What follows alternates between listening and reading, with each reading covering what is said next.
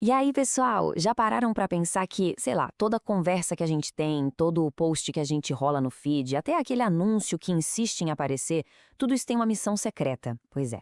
Hoje a gente vai desvendar as 6 funções da linguagem. São tipo as ferramentas que a gente usa o tempo todo, muitas vezes sem nem se dar conta, para informar, emocionar, convencer, enfim. Vamos decodificar a comunicação juntos? Bora lá! Beleza, vamos começar com essa cena aqui. Olha só. Uma troca de mensagens super comum, né? Quem nunca? Parece ser bem simples. Duas pessoas combinando de ir ao cinema e só. Mas pode acreditar, por trás dessas pouquinhas palavras tem toda uma estrutura invisível funcionando. Então, fica a pergunta: o que está acontecendo de verdade aqui? Para a gente conseguir montar esse quebra-cabeça, a gente precisa primeiro conhecer as pecinhas, sabe? As peças que formam qualquer tipo de comunicação. Pensa assim, ó. Esses 6 elementos são como os ingredientes básicos de uma receita.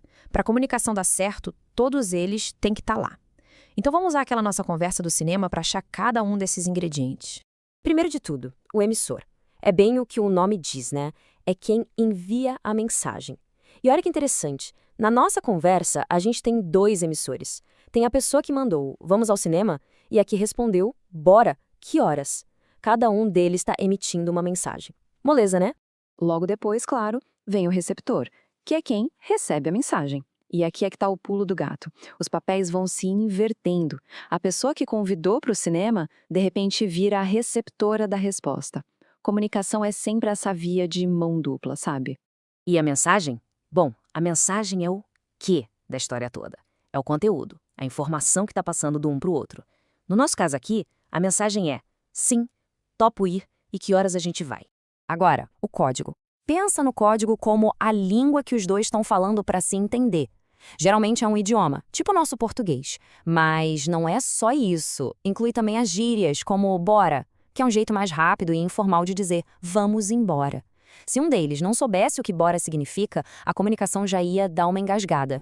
O canal é tipo a estrada por onde a mensagem viaja.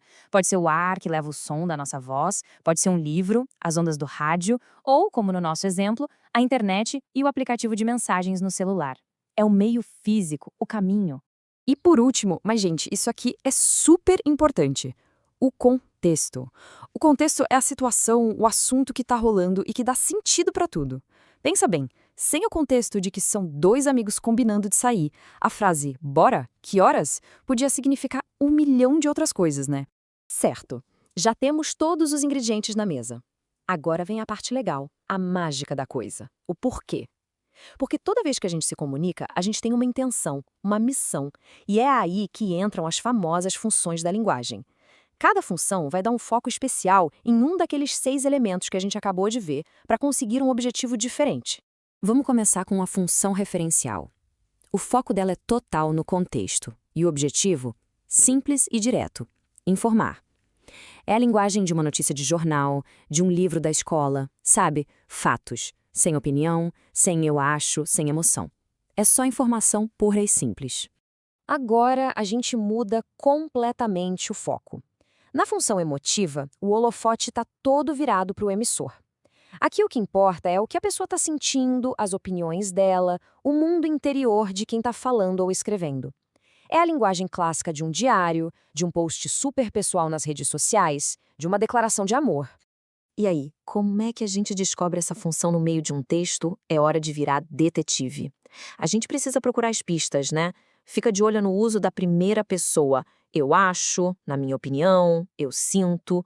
Muitos pontos de exclamação também são um sinal. Tudo isso entrega que o foco está nos sentimentos de quem escreveu.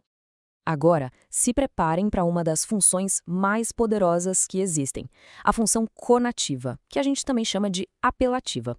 Aqui, o foco muda de novo e vai todinho para o receptor. A missão dela é fazer com que a outra pessoa pense, sinta ou, principalmente, faça alguma coisa. É a linguagem da publicidade, dos discursos, de uma ordem direta. E as pistas para achar a função conativa? Ah, essas são bem fáceis de ver. É só procurar pelos verbos que estão dando uma ordem, sabe? No modo imperativo. Compre, veja, estude. Perguntas diretas para quem está lendo ou vocativos, tipo "Ei, você!", também entregam na hora que a intenção é convencer. Depois temos a função fática. Eu gosto de pensar nela como a cola social da nossa comunicação. O foco aqui é o canal.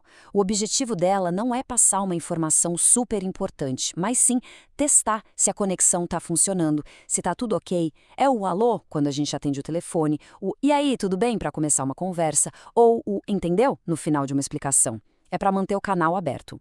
Essa aqui é uma das mais curiosas, olha só, a função metalinguística. O foco dela é o próprio código. É basicamente a linguagem falando sobre a própria linguagem. Confuso? Que nada! O dicionário é o exemplo perfeito disso. Toda vez que a gente procura o significado de uma palavra ou explica uma regra de português, a gente está usando a metalinguagem.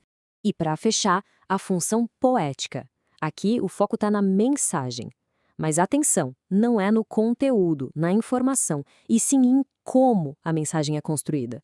O objetivo é trabalhar a forma, criar beleza, causar um impacto com a escolha das palavras, com o ritmo, com as rimas. É a alma da poesia, das letras de música, da boa literatura. Tá, mas e na prática? Como isso tudo funciona no mundo real? Vamos pegar uma propaganda, por exemplo. Qual vocês acham que é a missão dela? Só informar sobre o produto ou tentar convencer a gente a comprar? A resposta é as duas coisas. E de um jeito muito, muito esperto. Olha só que jogada de mestre. De um lado, a propaganda usa a função referencial para passar credibilidade. Ela dá informações, dados objetivos. Câmera de 50 megapixels, bateria que dura 24 horas. Isso são fatos, certo? Mas a verdadeira missão, o objetivo principal, está do outro lado, na função conativa. Eles usam esses fatos como uma isca para te levar ao que realmente importa para eles. Te convencer com ordens diretas como compre agora. Isso nos traz para a regra de ouro de toda essa história. Como a gente viu no exemplo da propaganda, um único texto pode misturar várias funções ao mesmo tempo. Mas, sempre vai ter uma que se destaca, uma que predomina. É essa função predominante que revela a verdadeira intenção por trás da mensagem. O nosso trabalho de detetive é justamente descobrir qual é essa função principal. E para a gente organizar todas essas ideias, tá aqui o nosso mapa final. Um resumão bem claro de cada função, qual é o foco dela e qual é o seu objetivo principal. Com essa tabela em mãos, fica muito mais fácil identificar as intenções por trás de qualquer texto. É quase como ganhar um superpoder para entender a comunicação de verdade. E para a gente fechar, fica uma pergunta para todo mundo pensar. Agora que a gente desvendou esses segredos todos, qual dessas funções parece ser a mais usada no nosso dia a dia? Parem para pensar nas conversas, nos textos que a gente manda, no que a gente vê nas redes sociais. Sacar isso não só transforma a gente em leitores melhores do mundo à nossa volta, mas também em comunicadores muito mais espertos e conscientes.